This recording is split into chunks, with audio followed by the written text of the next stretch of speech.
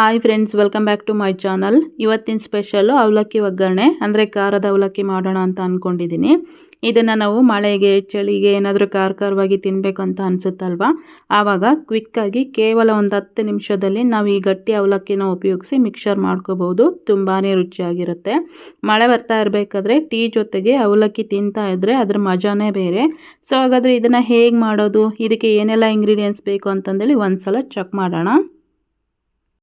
ಮೊದಲೇದಾಗಿ ನಾನಿಲ್ಲಿ ಅವಲಕ್ಕಿ ಒಗ್ಗರಣೆ ಮಾಡೋದಕ್ಕೆ ಒಂದು 300 ಗ್ರಾಮ್ನಷ್ಟು ಅವಲಕ್ಕಿನ ತೊಗೊಂಡಿದ್ದೀನಿ. ಹಾಗೆಯೇ ಅದ್ರ ಜೊತೆಗೇ ಸ್ವಲ್ಪ ಶೇಂಗಾ, ಸ್ವಲ್ಪ ಕಡಲೆ ಅಂದರೆ ಹುರಿಗಡಲೆ, ಸ್ವಲ್ಪ ಬೆಳ್ಳುಳ್ಳಿನ ಈ ರೀತಿ ಜಜ್ಜಿಬಿಟ್ಟು ತೊಗೊಂಡಿದ್ದೀನಿ. ಒಂದು 10 ಬ್ಯಾಡಗಿ ಮೆಣಸಿನ್ಕಾಯಿ, ಸ್ವಲ್ಪ ಕರಿಬೇವು ಫ್ರೆಶ್ ಆಗಿರ್ತಕ್ಕಂಥದ್ದು ತೊಗೊಂಡ್ರೆ ತುಂಬಾ ಚೆನ್ನಾಗಿರುತ್ತೆ. ಈಗ ಆಲ್ರೆಡಿ ನಾನು ಒಲೆ ಮೇಲೆ ಎಣ್ಣೆ ಬಿಸಿ ಆಗೋದಕ್ಕೆ ಇಟ್ಟಿದ್ದೆ, ಅದು ಸಹ ಬಿಸಿ ಆಗಿದೆ. ಒಂದೊಂದೇ ಇಡೀ ಅವಲಕ್ಕಿ ಹಾಕ್ಬಿಟ್ಟು ನೋಡಿ ಈ ಥರ ಎಲ್ಲ ಹುರ್ಕೊಳ್ತಾ ಇದ್ದೀನಿ. ಇದು ಜಸ್ಟ್ ಒಂದು 10 ಸೆಕೆಂಡಲ್ಲಿ ಆಗಿಬಿಡುತ್ತೆ.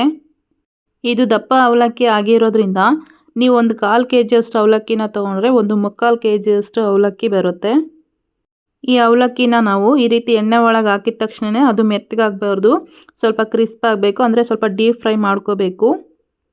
ಹಾಗೆಯೇ ಈ ಅವಲಕ್ಕಿನ ಎಣ್ಣೆ ಒಳಗೆ ಈ ರೀತಿ ಫ್ರೈ ಮಾಡ್ಕೋಬೇಕಾದ್ರೆ ಸ್ವಲ್ಪನೇ ಹಾಕಿಬಿಟ್ಟು ಫ್ರೈ ಮಾಡಬೇಕು, ಯಾಕೆಂದರೆ ಅದು ಹರಳ್ಕೊಳ್ಳುತ್ತಲ್ವ. ಹಾಗಾಗಿ ಅವಲಕ್ಕಿನೆಲ್ಲ ಇವಾಗ ಹುರಿದಿಟ್ಕೊಂಡಿದ್ದೀನಿ. ಇವಾಗ ಅದೇ ಎಣ್ಣೆ ಒಳಗೇ ಶೇಂಗಾ ಏನು ತೊಗೊಂಡಿದ್ನಲ್ವ ಅದನ್ನು ಸಮೇತ ಇದರಲ್ಲೇ ಹಾಕ್ಕೊಂಬಿಟ್ಟು ಸ್ಟವ್ನ ಮೀಡಿಯಮ್ ಫ್ಲೇಮಲ್ಲಿ ಇಟ್ಬಿಟ್ಟು ಒಂದು 3 ನಿಮಿಷ ನಾನು ಇದನ್ನು ಫ್ರೈ ಮಾಡ್ಕೊಳ್ತಾ ಇದ್ದೀನಿ. ಶೇಂಗಾ ಬಂದುಬಿಟ್ಟು ಸ್ವಲ್ಪ ಕ್ರಿಸ್ಪ್ ಆಗಬೇಕು, ಅಂದರೆ ಒಂದು 3 ನಿಮಿಷ ನಾವು ಇದನ್ನು ಮೀಡಿಯಮ್ ಫ್ಲೇಮಲ್ಲಿ ಇಟ್ಟು ಈ ರೀತಿ ಫ್ರೈ ಮಾಡಿಕೊಂಡ್ರೆ ಸಾಕಾಗುತ್ತೆ. ನೋಡ್ತಾ ಇದ್ದೀರಲ್ವ, ಅವಲಕ್ಕಿನ ನಾವು ಎಣ್ಣೆ ಒಳಗೆ ಹಾಕಿ ಫ್ರೈ ಮಾಡ್ತಾ ಇರಬೇಕಾದ್ರೆ ಸ್ಟವ್ನ ಹೈ ಫ್ಲೇಮಲ್ಲಿಟ್ಟು ಫ್ರೈ ಮಾಡ್ಕೋಬೇಕಾಗುತ್ತೆ. ಹಾಗೆಯೇ ಈ ಥರದ ಬೇರೆ ಐಟಮ್ಸ್ ಎಲ್ಲ ಫ್ರೈ ಮಾಡ್ತಾ ಇರ್ತೀವಲ್ವ, ಸ್ಟವ್ನ ಮೀಡಿಯಮ್ ಫ್ಲೇಮಲ್ಲಿಟ್ಟು ಫ್ರೈ ಮಾಡ್ಕೋಬೇಕು.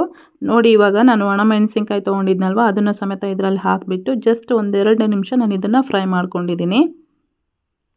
ಇವಾಗ ಈ ಒಣಮೆಣಸಿನ್ಕಾಯಿನ ತೆಗೆದುಬಿಟ್ಟು ಅದೇ ಎಣ್ಣೆಗೆ ಕರಿಬೇವು ಏನು ತೊಗೊಂಡಿದ್ನಲ್ವ ಅದನ್ನು ಸಮೇತ ಹಾಕಿಬಿಟ್ಟು ಫ್ರೈ ಮಾಡ್ತಾ ಇದ್ದೀನಿ.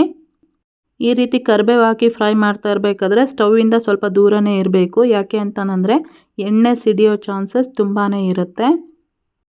ಕರಿಬೇವು ಸಹ ಚೆನ್ನಾಗಿ ಫ್ರೈ ಆಗಿದೆ, ನೋಡ್ತಾ ಇದ್ದೀರಲ್ವ ಅದು ಗರಿ ಗರಿ ಆಗಿದೆ.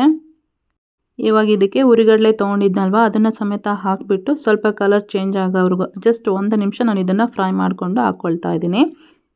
ಈ ಹುರಿಗಡಲೆ ಬಂದುಬಿಟ್ಟು ಆಪ್ಷನಲ್ ಆಗಿರುತ್ತೆ, ನಿಮಗೆ ಬೇಕು ಅಂತಂದರೆ ಇದನ್ನು ಹುರ್ಕೋಬೋದು, ಇಲ್ಲ ಅಂತಂದರೆ ಹಾಗೇನೂ ಸಮೇತ ಹಾಕ್ಕೋಬೋದು. ಕೊನೆಯದಾಗಿ ಸ್ವಲ್ಪ ಬೆಳ್ಳುಳ್ಳಿ ಏನು ಜಜ್ಜಿಬಿಟ್ಟು ತೊಗೊಂಡಿದ್ನಲ್ವ ಅದನ್ನು ಸಮೇತ ಹಾಕಿಬಿಟ್ಟು ಇದರಲ್ಲಿ ಸ್ವಲ್ಪ ಅದು ಕ್ರಿಸ್ಪ್ ಆಗೋವರೆಗೂ ನಾನು ಇದನ್ನು ಈ ರೀತಿ ಫ್ರೈ ಮಾಡಿಕೊಂಡು ಹಾಕ್ಕೊಳ್ತಾ ಇದ್ದೀನಿ.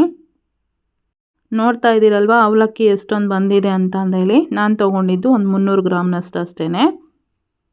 ಹಾಗೆಯೇ ಎಲ್ಲ ಐಟಮ್ಸು ಸಹ ತುಂಬಾ ಕ್ರಿಸ್ಪಿಯಾಗಿ ಬಂದಿದೆ. ಬೇಸನ್ ತುಂಬ ಫುಲ್ಲಾಗಿರೋದ್ರಿಂದ ಅದರಲ್ಲಿ ಮಿಕ್ಸ್ ಮಾಡೋಕ್ಕಾಗಲ್ಲ ಅಂತಂದೇಳಿ ನಾನು ಇನ್ನೊಂದು ಕಡಾಯಿಗೆ ಹಾಕ್ಕೊಳ್ತಾ ಇದ್ದೀನಿ. ಇವಾಗ ಇದೇ ಕಡಾಯಿಗೆ 1 ಚಮಚದಷ್ಟು ಅಚ್ಚ ಖಾರದ ಪುಡಿ, 1/4 ಚಮಚದಷ್ಟು ಅರಿಶಿನ ಪುಡಿ, ರುಚಿಗೆ ತಕ್ಕಷ್ಟು ಉಪ್ಪನ್ನು ಹಾಕಿಬಿಟ್ಟು ಚೆನ್ನಾಗಿ ಮಿಕ್ಸ್ ಮಾಡ್ಕೊಳ್ತಾ ಇದ್ದೀನಿ. ನಿಮಗೆ ಖಾರ ಇಲ್ಲಿ ಎಷ್ಟು ಬೇಕೋ ಅಷ್ಟನ್ನು ನೋಡಿ ಹಾಕ್ಕೊಳ್ಳಿ.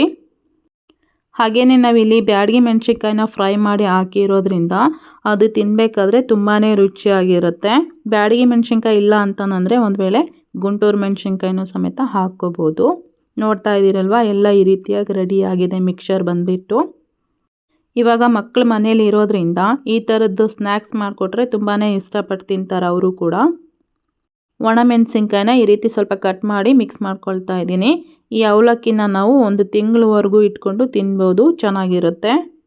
ನೋಡಿದ್ರಲ್ವ ಇವತ್ತಿನ ಈ ವಿಡಿಯೋ ನಿಮಗೆಲ್ಲ ಇಷ್ಟ ಆಗಿದೆ ಅನ್ಕೋತೀನಿ. ಇಷ್ಟ ಆಗಿದ್ದರೆ ಈ ವಿಡಿಯೋಗೆ ಒಂದು ಲೈಕ್ ಮಾಡಿ, ಕಮೆಂಟ್ ಮಾಡಿ, ಶೇರ್ ಮಾಡಿ.